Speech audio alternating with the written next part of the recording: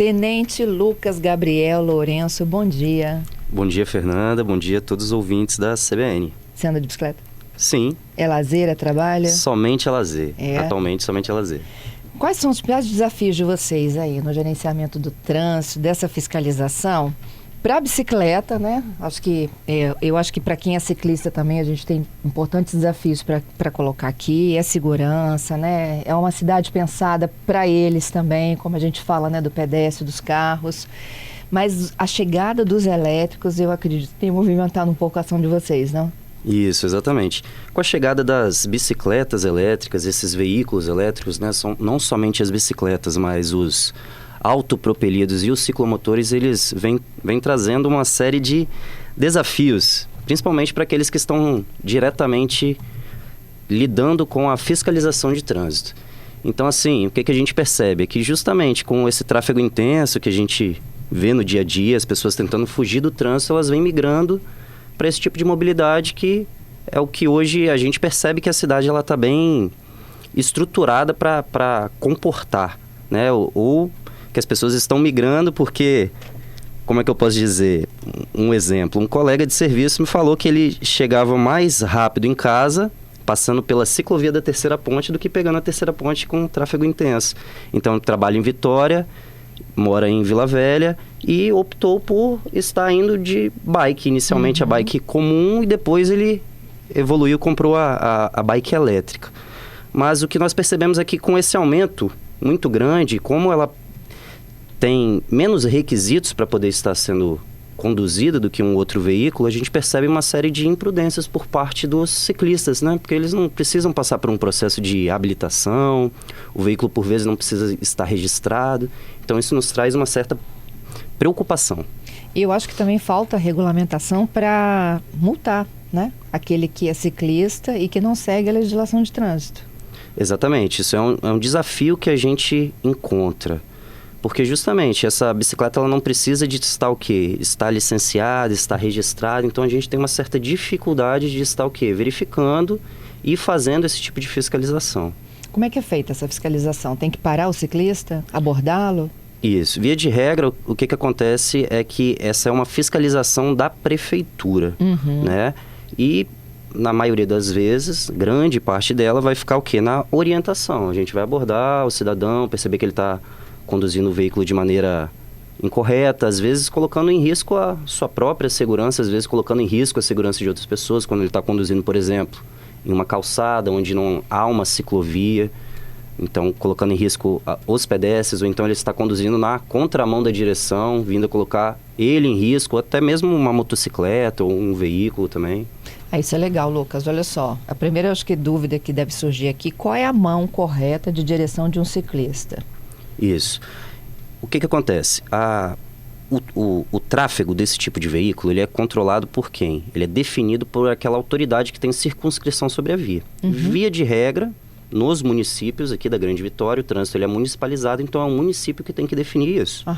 O que o CTB vai dizer é que, via de regra, ele ficará onde? Onde não há uma clara demonstração visual, uma placa, algo indicando onde que o ciclista tem que andar, ele vai ter que andar o quê? Ou na ciclovia, ou na mão de via. Ou isso aí, ciclovia ou ciclofaixa. Se não tiver ciclovia ou ciclofaixa, vai ser na sua via de mão, sempre ao bordo direito ali, próximo ao acostamento. Se não tiver acostamento, o máximo à direita ali, próximo à calçada, mas não na calçada. E nem no meio do trânsito. Exatamente, nem no meio do trânsito e nem na calçada. Ele vai no fluxo do trânsito? Exatamente. O sentido é o mesmo isso do aí, trânsito? na mão, isso aí, na via na mão e não na contramão, né? Pois é, volta e meia enquanto ciclista na contramão, porque ele diz assim, na contramão eu consigo ver os carros vindo. Não, né? Mas é o incorreto. Existem equipamentos de segurança obrigatórios para quem é ciclista? Ou são recomendados? Exatamente, eles são recomendados. Não há uma obrigação. O Código de Trânsito Brasileiro ele não estabeleceu uma obrigação, como, por exemplo, o uso de capacete, mas é altamente recomendável. Ainda mais que nós sabemos a velocidade que esses veículos podem empreender, principalmente quando falamos dos elétricos. E no caso de um sinistro, de um veículo, né, um choque contra outro veículo, uma colisão, também pode acabar expondo a risco o ciclista aí, que se ele tiver com capacete, com certeza vai minimizar. Para quem trabalha à noite e usa bicicleta, um colete luminoso, né? Também. Uma faixa, não sei, algo que a gente consiga vê-lo de longe, né? Com certeza. Não só no próprio corpo, mas também na bicicleta, né? Aham. E a bicicleta em boas condições, assim como a gente exige, né? Que o carro esteja em boas condições, a bicicleta também tem que estar em boas condições. Tem que passar por uma manutenção periódica, verificar as condições dos freios, dos pneus. Isso daí é muito importante para garantir que ele vai conseguir executar uma manobra que às vezes pode ser necessária ali em pouco tempo. Imagina, descendo a ciclovia da vida ali sem freio. Exatamente. Não dá, né? Não dá. Mas o problema hoje, então, é o elétrico. Sim, que, pelo que percebemos, grande parte do problema vem dos veículos elétricos. Por conta da juventude, do pouco conhecimento do como funciona o trânsito e da necessidade de chegar logo, né? Exatamente. Então, o que acontece é que o veículo elétrico ele consegue empreender uma velocidade maior, né? A bicicleta elétrica, primeiro a gente precisa entender o que é a bicicleta elétrica. O próprio nome, são dois substantivos, né? Bicicleta, o que seria bicicleta? Um veículo de propulsão humana. Primeira coisa para começar, a gente precisa diferenciar. Ele é um veículo de propulsão humana dotado de pedais. A pessoa ela precisa pedalar para que o veículo ele se locomova. Já a segunda parte, elétrico, é porque ele tem um motor elétrico, que é um motor auxiliar, que ele não vai fazer o trabalho do ciclista. O ciclista ele ainda vai ter que pedalar, mas com menos força, menos intensidade, porque ele vai ter esse motor auxiliar. A resolução do Conselho Nacional de Trânsito, que vai falar sobre a bicicleta elétrica, ele vai dizer assim, ó, é um veículo que ele se equipara à bicicleta comum. O que isso significa? Significa que ele pode ser conduzido por qualquer idade, que ele não precisa de habilitação, que ele não tem registro e emplacamento. Só que, para isso, esse motor auxiliar ele pode ter no máximo 1000 watts de potência. Uhum. Então, e não pode empreender uma velocidade superior a 32 km por hora. Se passou dessa velocidade ou dessa potência, já não é mais uma bike elétrica, a gente vai estar falando de um ciclomotor, de outro veículo, e aí são outros requisitos, mas não os requisitos de uma bicicleta normal. Uhum. O que é importante, Fernanda, é a gente destacar o seguinte: por mais que a resolução ela diga, olha, o veículo ele não pode ultrapassar 32 km por hora, isso não significa que o ciclista a todo momento deve conduzir o seu veículo a 32 km por hora. Porque é igual eu tenho um veículo, por exemplo, se eu tenho um veículo esportivo que ele chega a 200, 250 km por hora, isso não significa que eu estou autorizado a conduzi-lo a essa velocidade o tempo inteiro, porque a via ela possui limites de velocidade. Então, muitas vezes pode ser que o município ele regule isso e fala, ó, o trânsito para bicicleta que é no máximo de 20 km por hora. Então, a pessoa ela tem que respeitar, por mais que o seu veículo chegue aos 32. Uhum. E é isso que a gente percebe que não ocorre. Tem vários trechos compartilhados nas cidades, né? Em alguns é calçada, em outros é calçadão, e que lá tem a velocidade máxima porque tem um pedestre e um ciclista dividindo o mesmo pedaço, né? Justamente. Essa que é a preocupação que a gente observa. A pessoa ela tem que se atentar ao limite da via para não estar extrapolando, por mais que o veículo dela consiga empreender essa velocidade superior. Lucas, tem áudio aqui para você, viu? Vamos conversar, Patrícia, com os nossos ouvintes? Vamos, Fernanda. São várias as situações, né? De ciclistas, de pessoas que dividem o trânsito com ciclista. Pois é, a gente vai começar com o áudio do... deixa eu pegar ele aqui. Bom, o Adriano, ele já comenta que é fundamental para a segurança e iluminação da bike. Isso. Vamos pro áudio, Fernanda, do Antônio. Vamos lá. Ok, CBN, bom dia. Eu gosto muito de andar de bicicleta, ando aqui nessa grande Vitória todinho. Agora, veja bem, Vitória que eu ando mais. As calçadas estão horríveis. A prefeitura devia cuidar mais dessas calçadas, ou ver quem que tem uma conta dessas calçadas. Positivo? Acho que desanima muita gente a não andar de bicicleta. Positivo? Antônio Trancoso. E não é só ele não, Fernanda. Eu tenho amigos que andam muito de bicicleta também, até para passeio, e eles falam a mesma coisa, que às vezes a calçada tá ruim, isso não é só em Vitória não, em várias situações. Aí eles vão pra pista. E eles vão pra pista. Ah, meu Deus. E aí, Lucas? Então, justamente, foi o que eu comentei mais cedo, né? A pessoa tem que entender assim, se estamos falando de o quê? Uma calçada compartilhada, ou uma ciclovia ou ciclofaixa, aí ok, o trânsito deve ser lá. Caso contrário, ao bordo direito ali da pista de rolamento, tá bom? Não na calçada. É importante que o ciclista, ele não tente competir com o pedestre, numa calçada onde essa calçada ela não é compartilhada. Mas concordo que isso daí é responsabilidade do município estar cuidando, né? Tanto da calçada, da ciclovia, da ciclofaixa, até mesmo da via urbana. Isso. A Carmen está dizendo que ela não sabe andar de bicicleta, mas adoraria aprender, né? Adalberto, depois você dá a sua dica aí de como é que foi essa experiência, viu? Mais um áudio, Paty? É, o Alexandro com a gente. Fernanda, bom dia. Alex aqui da Serra.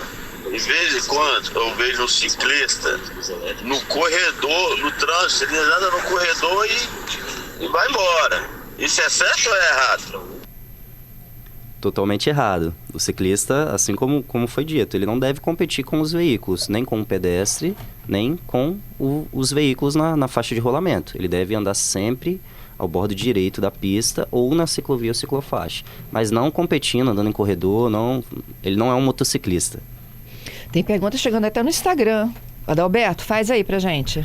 Olha, temos a participação aqui do nosso ouvinte, que é nosso comentarista, Fernanda, Cássio Moro. E é ciclista. Que é ciclista. Ele traz a seguinte observação, Tenente Lourenço. Bike elétrica, ele está dizendo, não tem acelerador. Esses negócios aí, segundo ele, com acelerador do motor, não é auxiliar. Segundo ele, o pedal é auxiliar. E esse é o perigo, o Cássio relata. Não da bike elétrica, ele defende sem o acelerador. Então ele está trazendo essa consideração aí que, na verdade, na bike elétrica, o pedal serve como um auxiliador ali para quem está a utilizando. É porque quanto mais você pedala, mais velocidade, né? Exatamente. Dá, né? O que a resolução ela vai trazer, a resolução do Conselho Nacional de Trânsito, que fala sobre a bike elétrica e fala também sobre outros veículos de mobilidade urbana, como o autopropelido, é justamente isso. Ele fala, ó, a bike elétrica, como eu disse, é um veículo de propulsão humana, que ele só vai andar com o pedalar. O motor é meramente auxiliar, o que a gente chama de pedal assistido, tá bom? Então, é um motor auxiliar. Quando ele é dotado de aceleradores que funcionam sem o pedalar, a gente vai chamar isso de autopropelido. Se ele também tiver uma potência de até 1000 watts e velocidade máxima de 32 km por hora, as especificações e os requisitos serão parecidos com o de uma bike elétrica. Também não vai precisar de habilitação, não precisa de registro nem nada do tipo.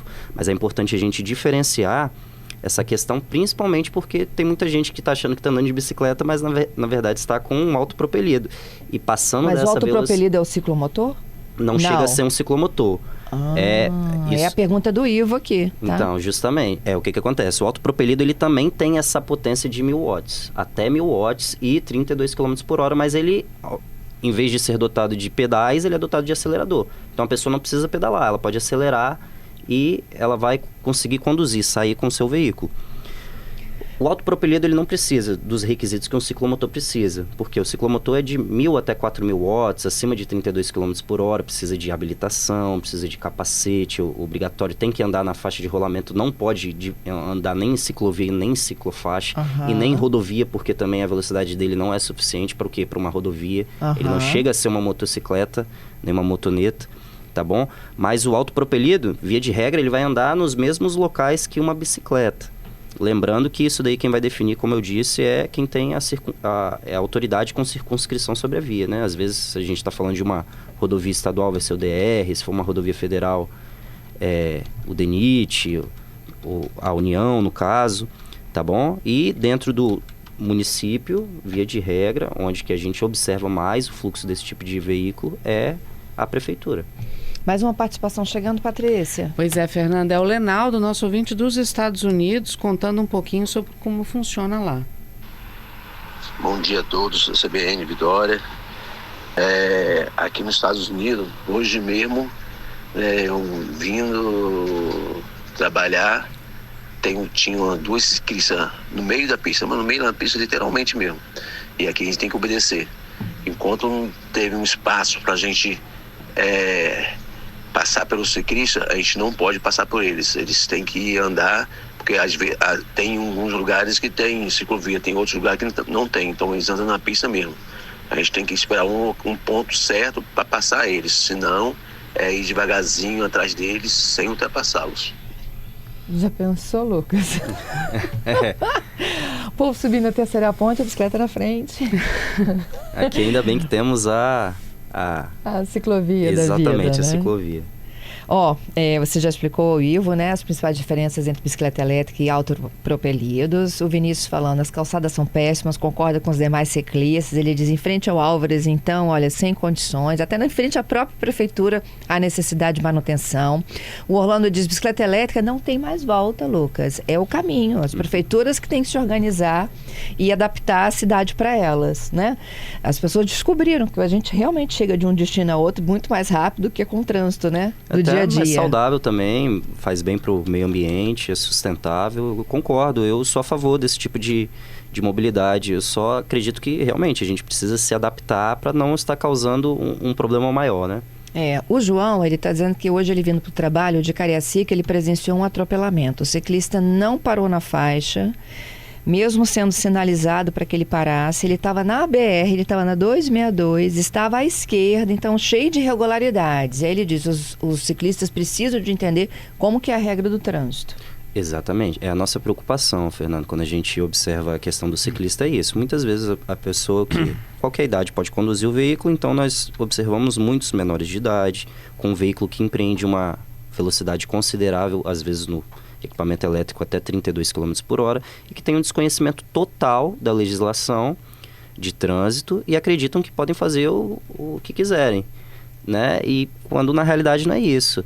Assim, se tem um sinal, é interessante que ele observe o sinal, ele não pode sair atravessando, tem uma faixa de pedestre, ele tem que dar prioridade para o pedestre, ele deve conduzir, como eu disse, o veículo na sua mão de direção. Então ele tem que ter um conhecimento mínimo de legislação para poder estar conduzindo um veículo desse, porque senão ele acaba colocando não só a vida dele em risco, mas de outras pessoas também. Tem uma pergunta, inclusive, envolvendo faixa de pedestre aqui. Se ele desce da bicicleta para fazer a travessia na faixa de pedestres, e uma outra é se ele é obrigado a respeitar o semáforo fechado. Sim, o ideal é que sim, que ele respeite o semáforo. Sempre que percebeu que o semáforo está fechado ali, que ele respeite, ou se ele está conduzindo na ciclovia, obviamente não vai ter o semáforo, não vai ser necessário. Mas se ele está conduzindo na via ali, na direção, com os veículos, sim, que ele observe o semáforo, tá bom? A questão da faixa de pedestres, sim, também é o ideal. Tanto se ele vai andar na calçada, ou se ele vai andar na faixa de pedestres, junto com os outros pedestres, ele precisa descer da sua bicicleta e empurrá-la, tá bom? É o ideal. Ele não deve competir com o pedestre, não. E tem uma participação aqui muito legal, que é do Gerson, e ele diz o seguinte, olha, todos os anos, né, a gente entrevista, a gente explica as leis e as medidas concretas de fiscalização não chegam. A punição não acontece. Aí ele quer ouvir de vocês, assim, né, do ponto de vista de quem não é ciclista, enxerga todas essas infrações no trânsito, e de vocês, né, porque você acabou de me falar que a dificuldade de multar é imensa, porque você não tem uma placa ali que você anota, né? Exatamente, a gente observa o que eu falei, é uma nova realidade, todo o Sistema Nacional de Trânsito tem que se adaptar a essa nova realidade, é algo que eu acredito que dentro dos próximos anos vai acontecer, mas hoje a gente enfrenta esse grande desafio de dificuldade mesmo, de estar conseguindo fiscalizar. Muitas vezes vai ficar na orientação, como eu disse, e em raríssimos casos vai ocorrer uma remoção por conta de a pessoa estar conduzindo aquele veículo ali, gerando um perigo de dano, tanto à integridade dessa pessoa como dos pedestres ou outros condutores de veículos. Então, via de regra, vai ficar na orientação, o que não é o ideal, porque a gente sabe que em ações de fiscalização não adianta só orientação. O pessoal, às vezes, na Blitz vai falar, mas pode deixar só na orientação, e não cabe isso no trânsito, né? A gente sabe que o que assim, às vezes vai provocar uma mudança de comportamento, realmente é aquela sanção ali, seja uma sanção administrativa, uma multa, né? A pessoa sentir no bolso, é onde que ela começa a mudar o comportamento dela. E sim, de fato, hoje a gente percebe uma dificuldade. A gente empreende esforços, tenta principalmente ir até o público que mais comete esse tipo de irregularidade, que hoje é o que são os jovens nas escolas. Promovemos palestras sobre o uso consciente e responsável da bicicleta elétrica, dos autopropelidos, da bike, né, no trânsito. Então, assim, a gente tenta atingi-los de algumas maneiras, mas realmente a fiscalização, ela fica um pouco comprometida. É difícil, hoje é difícil a gente conseguir realizá-la. Tenente, queria te agradecer mais uma vez, viu, pela sua gentileza, por participar conosco aqui dessa entrevista. Eu que agradeço, estamos à disposição sempre que preciso.